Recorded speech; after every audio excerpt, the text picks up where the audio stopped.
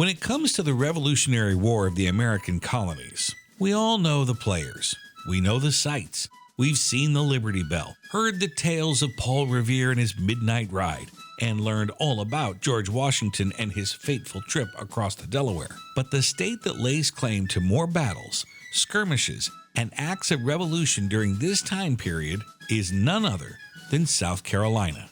Today, we're going to continue to explore a side of history most casual observers take for granted. We'll be walking a path that leads to American freedom.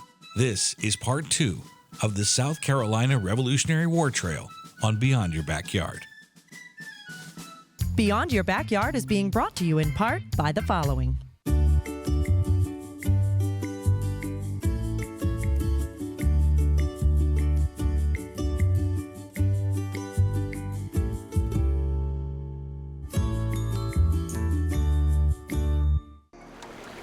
Sky Vacations. Bespoke journeys across Europe, Asia, Africa, Latin America, and the Middle East. Sky Vacations, your gateway to global destinations. Let us get you there.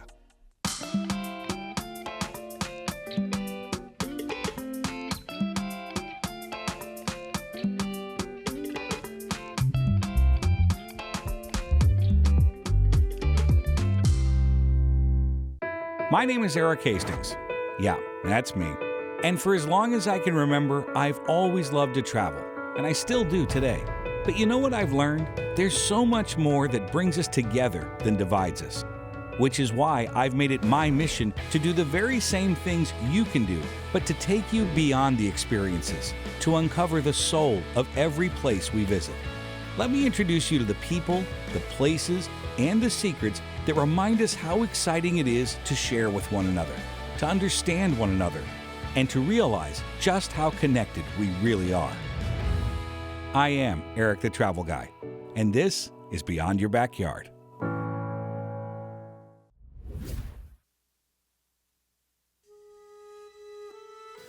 The late 18th century was a volatile time here in South Carolina.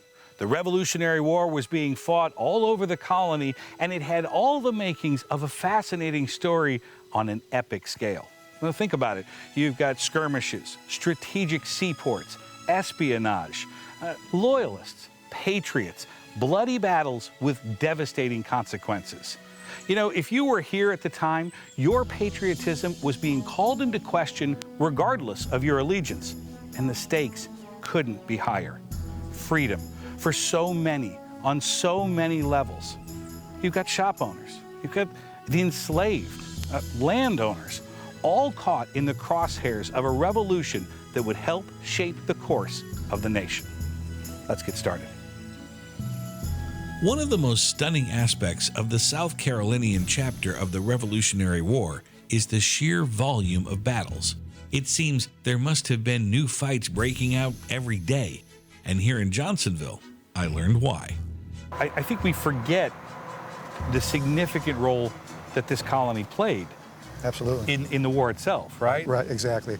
Supposedly South Carolina had the most battles and skirmishes of any colony during the American Revolution. When we think of these battles, sure, up in the north there were a lot more bigger battles, right, but fewer of them. Right. Down here, it's really, dare I say, neighbor against neighbor. It was a civil war. Yeah. It was absolutely. And that's actually why the British wanted to come down here, because they always believed that there were a large number of loyal colonists that wanted to stay with the crown, and that all they had to do is bring some regular troops down here, and there would be a massive uprising of loyalism, and that would defeat the partisans and the patriots that were here. You know, it's one thing to hear and see the artifacts from a long time ago. We can walk the paths of these brave soldiers and strain to imagine what it must have been like to live through these times. Or you can visit the Living History Park in North Augusta, South Carolina, a park that was founded after a lone grave was discovered, the grave of a man whose story was almost entirely forgotten. This place is phenomenal. Thank you. Did you just wake up one day and say, we need to do this? No, we actually found a grave of a soldier, and we need to recreate his burial. Really? Yeah. When was this? Do you mind me Okay, asking? 1991. Okay. Okay, we found the grave of a soldier, well, his whole family. I went to South Carolina to find out if we could put a marker up. He was local, state, and nationally significant. He was the first territorial governor of Louisiana during the Louisiana Purchase. Really? Yeah, well, local, state, and national significance. So I went to South Carolina Department of Archives and History. Well, the marker was $1,200. We had a good time with that one. Yeah, so sure. we didn't have 200. Right. So we ended up having to raise the money. And what we did is we had all the trees coming into North Augusta, the Great Myrtles, and all through Riverview Park donated. And they are in memory and honor of people. Wow. Themes will begin to pop up during your stay here in South Carolina, and if you're paying attention, you'll notice one more prevalent than the others. Community matters. Everyone you see here is a volunteer, giving their time to a cause that they feel preserves a part of history that would otherwise slip into the ether without a moment's notice. But what I like that you're doing down here is that, the interpreters are in the costumes and we're doing real hands-on learning down here. Correct. Which I think is really important. Why did you want that to be a part of the equation? Because I think people need to know the hardships that people had, the times, what they had to do to make a living. First thing we built was a blacksmith's forge. Why? You needed nails. Right. And then we did a meeting house because you needed a place to get the news Right. for a traveling minister. Right. And so we've built all these buildings to tell the story of what the trials and what it was like. Right. And that's why we have all these children down here, because if we don't tell them the story will be lost. We have an apprentice up in the blacksmith's forge, one up in the cabinet shop. These are young kids that are learning a trade. That's so cool. And you have a candy shop. Yeah. Oh, sweet shop. Got to have that. Oh, yeah. Got to have that. Lynn, thank you for this. Well, thank you I so really much for appreciate coming. it. And I hope you look around and enjoy your stay. That we will. See you again. There is much we know of our past, and what we're not aware of we can easily summon. That doesn't mean, however, that all of the important figures from the Revolutionary War are well known. There are countless individuals who contributed to the fight for freedom, and one such name is worth remembering: Susanna Mann. Now, here we are, Mansfield Plantation, right? Did I get this Yes, right? sir. Georgetown, South Carolina. Yes, We're sir. setting the stage. Why are we here at this spot? Susanna Mann, she really stands alone when we talk about plantation history. A lot of folks talk about Eliza Lucas Pinckney. She's so important for bringing in indigo production and sharing the seeds with friends. But she was doing that on her father's land and then her husband's land. Susanna Mann bought this land. So this is her plantation. Susanna Mann, the husband dies. Yes, John Mann died. She has the land, and she says, you know what? I'm going to sell this land. Yeah, she inherited 69 slaves from her husband, as well as the plantation they had over on Winyaw Bay. Okay. But the bills were too much for her. So she decided, I'll sell this established estate and start over. What year are we talking about here? 1750s. Perfect. She Okay. starts here in what year? 1754, she buys the land. But just to build a plantation, from what I understand, it took about 20 years from top to bottom to make the entire place completed. Now, you could get a crop in just a couple of years, but not the extent. What they have here, about 250 acres planted. It's beautiful. This is 2 rice fields that were dredged out to create a pond for hunting purposes when this was more or less basically a hunting club in the 1920s and 30s. The plantation was designed and built by Susanna Mann and her laborers, of course. Yeah. Now, it will transfer through that same family until 1912, when it's sold out of the family. And then it is bought back into the same family. So when I talk about Susanna Mann carving a plantation out of a wilderness, this is primeval forest here. Cypress trees, virgin trees, never harvested. They have to all be felled and burnt, removed. And then you start digging all around the land. Then you start digging quarter ditches up and down the rows to separate the rows. Those aren't quite as visible now, but they were there. But they were there. Of course, when we say Susanna Mann made it from nothing, what we're really saying is the slaves that worked the plantation did all of the work. Here at Mansfield Plantation, they've taken great care to keep the names of those men, women, and children alive. After all, without the slave population of the South, America would have never been built in the first place. So what we're walking on is the construction of the slaves. And this is an actual floodgate. This is an actual floodgate. They would open this and the water would come underneath us to flood this field. Now rice production, you know, rice, it's too heavy to stand. It would fall right down. It grows underwater. So yes, if you're a slave, you're out there working in high water. Now they drain the field at low tide. They'll open this gate, the water will come rushing out and head out to the ocean. And then they can go in there and harvest. And harvest. Yeah. By hand. By hand, with a rice hook. Oh, gosh. That's incredible. And of course, the barges were all poled. They're all pole barges, you know, to move through the rice fields. There's another field behind us, and then, of course, all over there. What was the highest number of slaves that worked on this plantation? The highest was about 125. Okay. While you're staying here as a guest of the B&B, be sure to poke around the museums on both the slave life and Mansfield Plantation, and also the agricultural history. And from one remarkable venue to another, let me be the first to introduce you to Middleton Place. Help me with how Middleton Place plays a role in the story of the American Revolution. It's one of my favorite chapters here. This is home to two people, Henry Middleton and his son Arthur Middleton. Now, Henry Middleton, not only will he serve in the House, or excuse me, the Commons House, and he will also serve in the Governor's Council, but he will be elected to South Carolina's delegation to the Continental Congress in 1774. Matter of fact, he will serve as its second president of the First Continental Congress. Now, he only serves for 5 days. Yeah, I was going to say it was a short time. Very short time, but in that time, he is the one who signs the petition to the king to try to address the problems here, to try to still kind of reconciliate, you know, so the war doesn't break out. Unfortunately, it's not quite taken that way, and Henry is branded a traitor.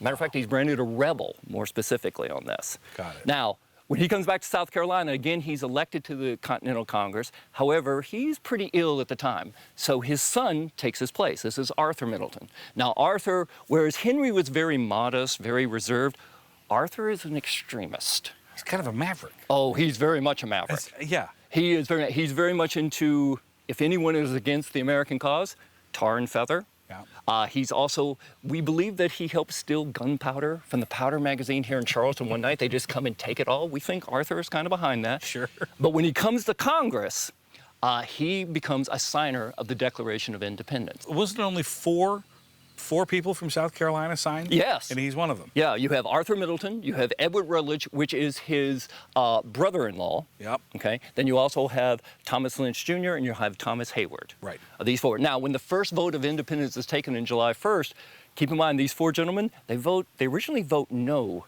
to independence. Now, why? The reason why is it's not that they're against independence. They really do think that the colonies should be independent. However, they don't think this is the right time yet. It's almost like a civil war here in Charleston. Yeah. Because you have many people that are Tories that are supporting the British cause, but you also have patriots at the same time supporting the American cause. Just off the garden, hidden in plain sight, behind some bushes and weeping willow branches, you can honor these people by visiting their graves. That's right, this is the Middleton family tomb. Now this in front of you, this is actually a rice field. Okay. You know, many people think, oh, that's the river. The river's actually on the other side. Over there. This is just rice. Yeah, How this deep is a rice field. I would say about 3 to 4 feet. I hate to ask you this dumb question, but aren't there alligators in this? Uh-huh. Right there's one. Oh, there he is. Well, I'm sorry. Don't you have to walk in the rice fields to pick the now, rice? I will tell you, having worked, we have a demonstration rice field, and having worked in there, alligator sees you, he'll get the heck out of Dodge. Yeah, he doesn't. All right? Okay. Now, snakes is a little different story. That's a little different story. But in the 18th, 19th century, there's an animal in the rice field 10 times worse than any snake, any alligator. Which is? Mosquitoes. Oh, yeah. Malaria and yellow fever is rampant down here. And with this stagnant water, which we grow it in, it's a breeding ground. Not only is it a breeding ground for that, but cholera, dysentery, almost any waterborne disease, you're going to find it here in Charleston. Got it. You know, there's a reason why these rice fields sometimes were referred to as deadly fields. Middleton Place is a living monument, but here they've taken great care to make sure all who pass through these doors walk away with an accurate representation of a time not so long ago. Oh, my This word. is a listing of enslaved people owned by the Middletons from 1738 to 1865. And you'll look at roughly about 3,500 enslaved people they owned. Oh, my gosh. South Carolina is, if you ask most citizens, not just a beautiful place, but a spiritual one. Here, they take their faith very seriously. Welcome to the old Shelton Church ruins. You have brought us to a really remarkable spot, and it seems to me there's no shortage of historic churches here in the great state of South Carolina, but this one is truly remarkable. Why? It is unique. It's the oldest temple-formed Greek Revival building in America. In other words, the whole architectural style that represented the American Republic when it was founded, all those famous buildings in Washington, all the public libraries you know of, Right. is a copy of this building. Here in South Carolina and the rest of the original colonies, there was a feeling that this was mankind's opportunity to get it right this time. That's why the worst irony is that it was war. One of the many reasons our species so often slips in the mud when reaching for that great North Star. And that is what dismantled this once gorgeous house of worship. Well, it was an internal civil war. It's often described as a civil war, Americans versus Americans. Yeah. Most of the British Army that came in the southern campaigns, which was the second half of the Revolutionary War, to create the perspective. The first half of the Revolutionary War was fought in Boston, New York, Philadelphia, and of course, Saratoga, the great American victory that hemmed the British in. When they couldn't win in the north, they came south. Right. So the second half of the war, from 1779 through 1782, was fought in the south. And their plan was to roll the colonies up from south to north. They already had a garrison in Florida. They conquered Georgia. They took Savannah. They came to South Carolina twice, failed once, took Charleston in the second event, and headed up to their fate at Yorktown. Right. But it was rolling the colonies up as they went. And the war was very confused, unconventional, and it was really won by these famous South Carolina partisans were, of course, Andrew Pickens in the mountains, Right. Thomas Sumter the Gamecock in the Midlands, and the most famous of all, Francis Marion the Swamp Fox in the Low Country. The Gamecock, the Swamp Fox, I mean, these are pretty fantastic names. What's even more fantastic are the stories they leave behind. You see, these warriors essentially created guerrilla warfare and turned back the tide of the most powerful empire in the world. So it's no surprise that the British, when they couldn't defeat this small band of rebels, would turn to destroying places of worship. Only that's not all this was. These attacks on churches were also attacks on the wealthiest landowners in America. They went for the heart and the pocketbook simultaneously. It's not uncommon. We certainly see it in modern day movie depictions and book depictions of the British burning things to the ground. That was not an uncommon act, correct? Not in the Revolutionary War in the South. Yes, it was burned to this during the American Revolution. Then it was rebuilt and used until the Civil War, and then after the Civil War, when the territory was abandoned, it was not burned, but dismantled. Got it. The parts were taken off to use in different buildings. To use elsewhere, not just as an act of, we're just going to tear this apart. This was a very practical act, per se. And my co-author, Stephen Wise, is the fellow who discovered the fact that this was not burned by the Union troops as they came through. In fact, Sherman's army, when it came through, did not burn churches. Really? They did not burn churches. They burned buildings, commerce, courthouses, but not churches. In the American Revolution, why did they burn them? In the American Revolution, this was a somewhat unique circumstance because the Tories, these were the Americans who sided with the British and fought with the British in the Southern campaign. They had personal vendettas against a lot of the aristocracy. Got it. A young Tory captain named Andrew Devoe, who we may hopefully talk about because you could write a novel about Andrew Devoe. When the war in the South started, They came up from Savannah, and he was part of the auxiliaries of the British Army that marched to Charleston in 1779. Got it. And he burned the church, and he wrote in his papers as a frolicsome episode. In other words, he was barely 20 years old at the time, and his group of Tory partisans were teenagers. Oh my gosh. And they burned it because the Bull family was a dominant family, and the DeVoe family had a vendetta against the Bull family. Well, and so it was a personal thing in this case. When you set foot here, you're quite literally walking in historic footprints, sharing a piece of that land, a fragment of time, a fleeting glimpse into what it must have been like for the fighters who gave U.S. citizens their freedom. They fought for it. They took what was rightfully theirs and secured it for countless generations to come. There is history known and there is history forgotten. And here at Hopewell Plantation and Fort Rutledge, there's history being discovered. What are we doing out here? This is so cool, I can barely stand up. Well, actually, we've got a team here with faculty in both the public history program and also in historical archaeology. And they've got a team of students here digging second summer session, and they're looking for remnants of what would have been a Revolutionary fort, Fort Rutledge, and even before that, what would have been a Cherokee village, a Native American village. Got it. Because the fort was built on or around the Cherokee village, right? Did I understand that right? On or around, actually, after a battle. There was a Battle of Seneca Town, and it took place essentially around the same vicinity. So there may be layers of both a Cherokee village, a Revolutionary battle site, and a Revolutionary era fort, all in this general area. Yes, you heard that correctly. This dig site is not just for one time period, but for several. And these workers need to figure out just what it is they're digging up. Why is this part of the state, specifically these sites, why is it important to the story of America, to the state, and from the Revolutionary War time?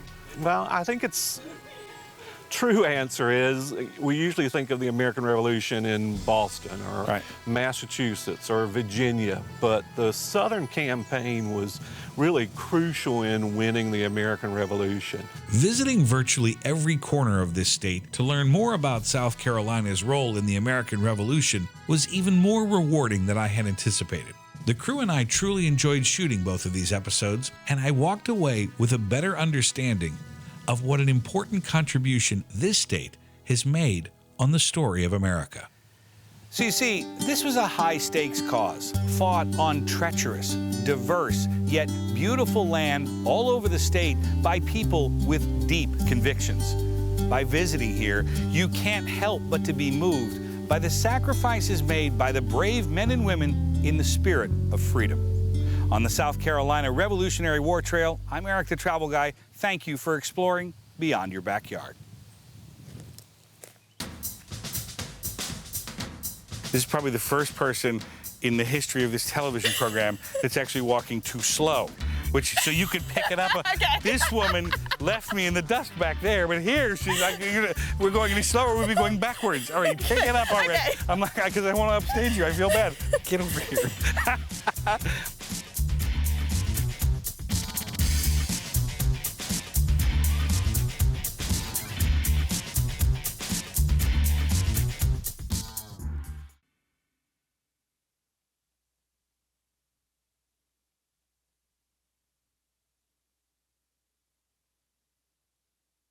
For more information on this episode, visit erikthetravelguy.com. And while you're there, you'll discover other fascinating destinations just beyond your backyard and links to follow me on social media. That's erikthetravelguy.com.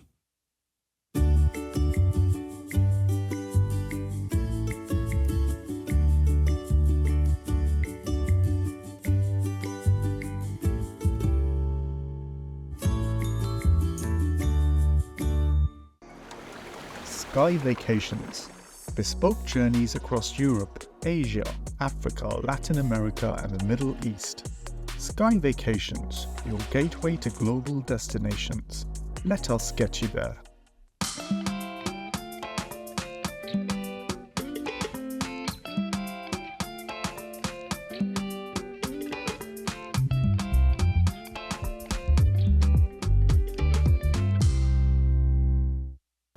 Erik the Travel Guy. You know, I've been exploring the world professionally for more than a decade, and you know what I've learned? Is that fantastic experiences await you in every corner of the globe, but you don't always have to travel that far to uncover them. So join me each week as we go on and off the beaten path, learn something new, and sample delicious culinary. We're exploring beyond your backyard.